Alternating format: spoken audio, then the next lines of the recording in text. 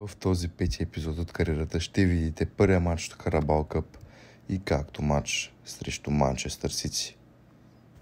И добре дошли в епизод номер 4. 5. Май 5. В епизод номер 5 в кариерата ни с Арсенал. Днес ще имаме наистина много интересен епизод, така че харесайте видеото задължително. Защото на първото видео имахме около 60 гледания и само 5-6 харесвания, което е много слаб резултат. И между другото, мерси, ударихме 100 абоната официално, което постижение си е. Но да се върнем върху епизода. Матч срещу Манчестър Сити на Емирейтс, на Етихад, след което домакинство срещу Нюкасъл в купата Карабал Къп. А в следващия епизод ще гледаме матч срещу Лестър, както и домакинство срещу Пари Сен-Жермен на матч от Шампионската лига, което и следващия епизод между другото ще е наистина много интересен, така че абонирайте се с камбанка, за да получавате известия за всеки нов епизод. Както виждате, всеки епизод е наистина сам по себе си много интересен, така че направо ще се видим на Емирейтс, на Етихад. Що ги бъркам. Кръг номер 5 от Висшата лига ще е поредното дерби за сезона. Поредното, по-имам напред второто.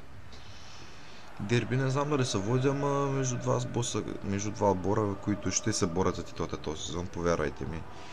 Ще дам всичко от себе си да включим Арсенал в борбата за титлата. Определено умората наистина много натрупа в съставът ни и заради това съм предприел няколко промени. Както едно момче от школата днес ще вземе участие на левия бек, ако не се лъжа, Флинч се казваше, Флинч, нещо от този сорт. Той се включи в предсезонната подготовка и вече това му е първият официален матч, с две думи за Арсенал. За Манчестър Сити съставът е, разбира се, Едерсън на вратата, няма кой друг да е в защита. Рико Луис, Рубен Диаш, Мануел Аканджи, Йошко Гвардиол, Кевин Де Бройне, Бернардо Силва, Родри, Фил Фоден, Ерлинг Халанд и алкохолика Джак Грилиш. Пяницата. За нас на вратата Давид Ра, въпреки че резервният вратар направи много добър матч в миналия сблъсък, ама няма как да играе титуляр сега срещу Манчестър Сити. Бен Уайт, Магалайш, Хато, Финч, Жоржиньо, Деклан Райс, Мартин Одегор и отново тримата не са мърднали във Висшата лига. Букайо Сака от дясно, отляво Габриел Мартинели на върха на атаката, Бенджамин Сеско. Начало на сблъсъка.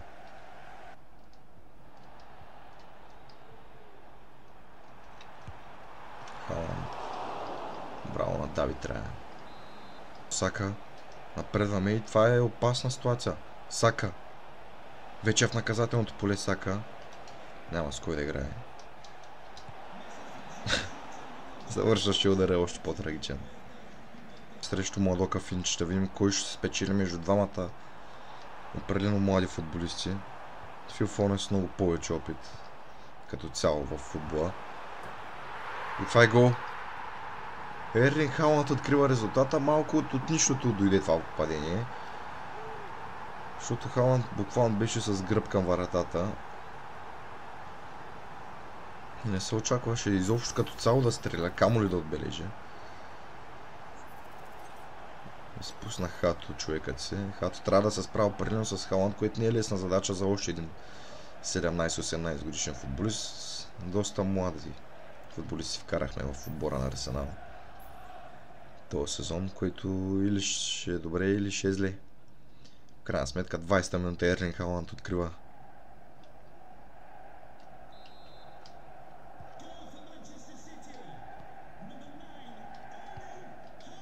Напредва си Младока, тича си там напреде и центрира отвратително. Но в крайна сметка прак свободен удар. Да видим, Букайо Сака ли да стане за топката или Мартин Одегор? Определено Мартин Одегор. Какво прави Йошко Гвардиол? Защо? Къде отива Йошко Гвардиол? И голяма дупка в стената. Мартин Одегор. Шут на Одегор! Трябваше една идея по-вдясно и това беше вътре. Неразбирателство, защо Йошко Гвардиол се махна от стената, то буквално сено нямаше стена. Но Едерсън успява да се намеси. Центриран сега на Букайо Сака отново за Габриел. Хато. Избутане и това трябва да е още един фаул. Да, точно така. Хато печели втори пореден прак свободен удар. И отново Мартин Одегор. Ще успее ли да се реваншира за първия пропуснат прак свободен удар? Мартин Одегор! И да успява да се реваншира, защото удря на пречната града. И Хато. Този път се намеса като по учебник. Родри. Не успява. Родри ли? Какъв Родри говоря аз? Бен Уайт, Деклан Райс, Жоржиньо. За Габриел Мартинели, който губи. И Масти започва да контратакува. Фил Фоден е изпуснат браво на Финч. Трябва да се справя срещу головата машина Ерлинг Халанд, който успя да направи защитникът ни на 2 стотинки и Давид Рай отново се намесва. Пеп Гвардиола зачуден. Не знае какво да направи. Корнер, Фил Фоден. Топката е избита. Сака. Добре намерен Букайо Сака. Както и Бенджамин Сеско е добре намерен. Спасяване на Едерсън. Опита се някак си да вмушне топката между Едерсън. Топката между Едерсън и далечната града, но не успя. Едерсън се позиционира много добре. Тук Финч си изгуби човека, но Хато успява да го покрие. И Габриел Мартинели в атака. Финч центра към Бенджамин Сеско и още едно спасяване. Както се стигна до тази ситуация, си няма и на идея.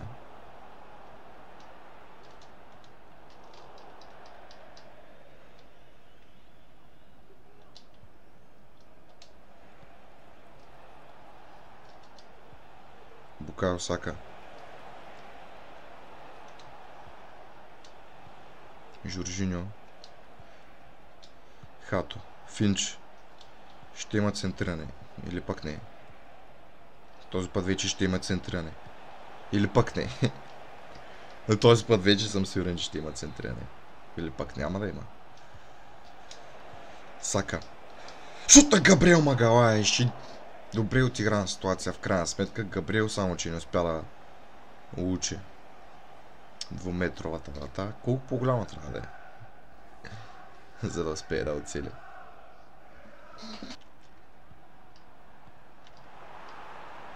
И тук Ерлинг Халанд с града.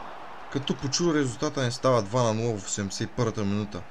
И тук ние сме, контратаката е на лице. Габриел Мартинели успява там да заложи 2-3.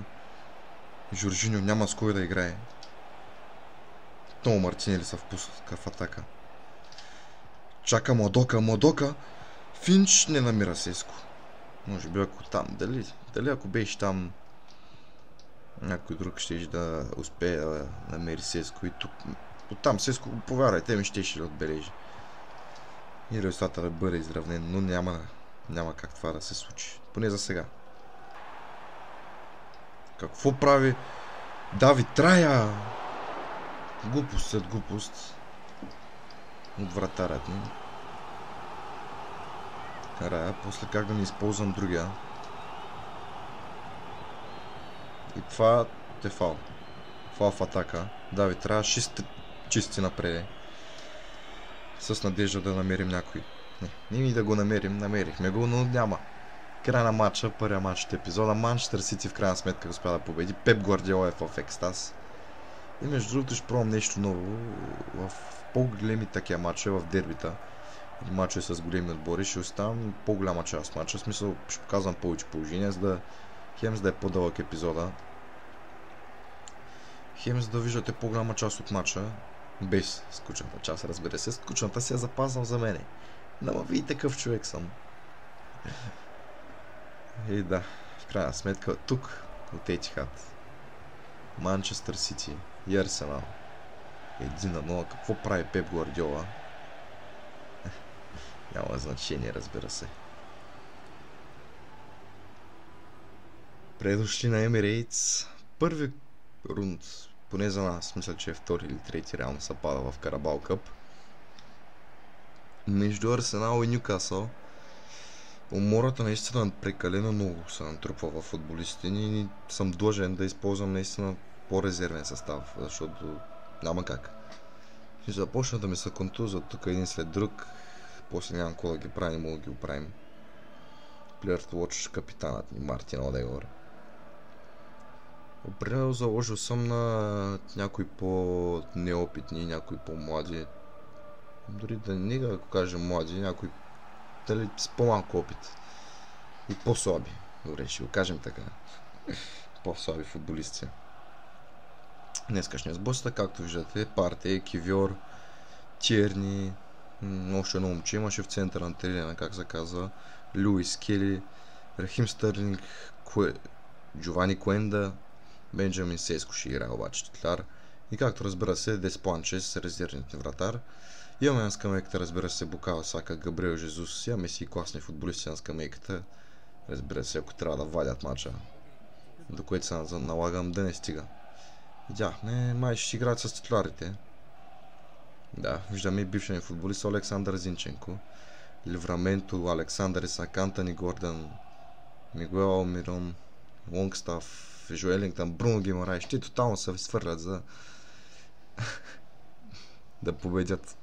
Докато ни пък сме с тотално различна нагласа. Се надяваме на момчетата от резервната скамейка да ни вземат мача. Начало на сблъсъка и пригответе се, наистина обещавам ви, гарантирам ви за едно гол шоу.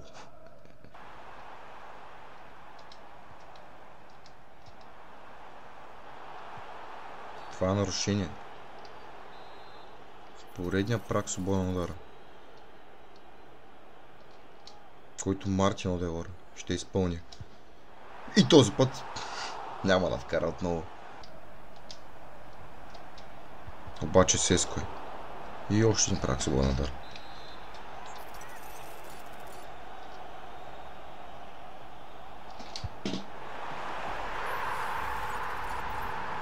Гол е?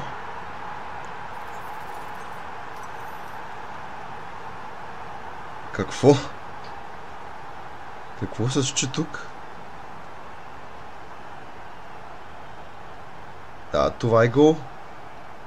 Мартин Одегор открива резултата от прак свободен удар.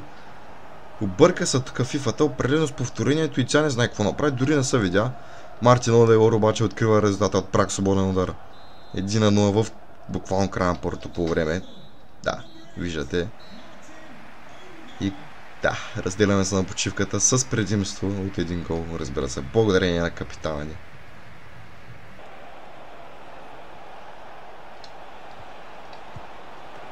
И браво на вратаря ни. Лесно намеса, определено.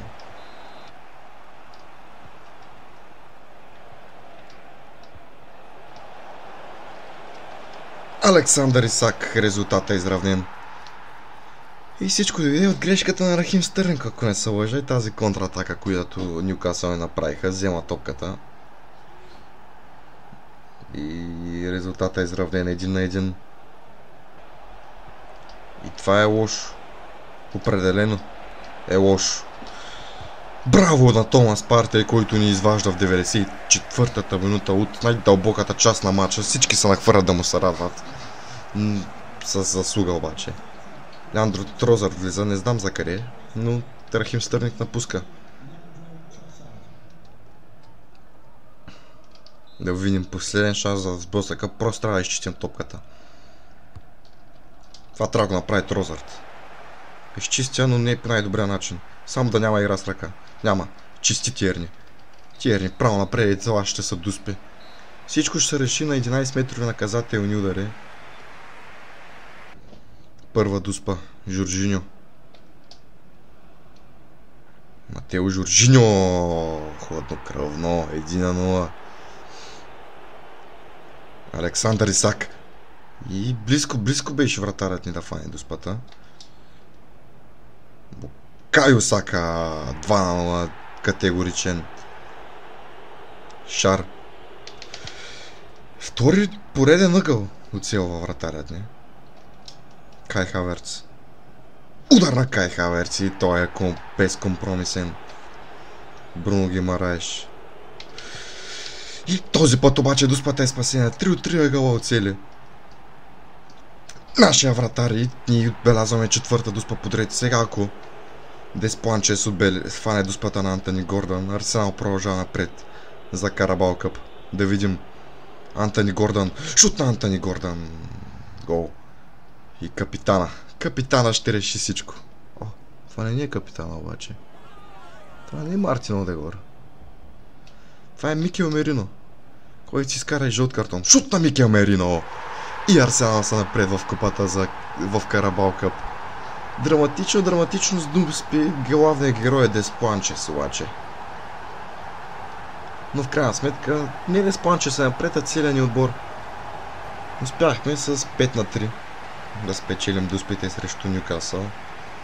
Добро изпълнение от Микел Мерино, разбира се. Цели ъгъла или поне се опита да го цели ъгъла. Вратара на Нюкасъл. И с това ще приключим и днескашния епизод. Благодаря ви, разбира се, че гледахте наистина. Надявам се ви е харесало, ако е така. Дайте един лайк. И се абонирайте за канала с Камбанка, защото очаквайте епизоди почти всеки ден. Ще гледам да съм абсолютно сериозен и тази кариера да продължи дълго време. Да се надяваме да държим. Но и вие трябва да подпомогнете за това, разбира се. Защото няма само аз да давам, ви да не помагате. Благодаря, че гледахте. Чао. И до следващия път.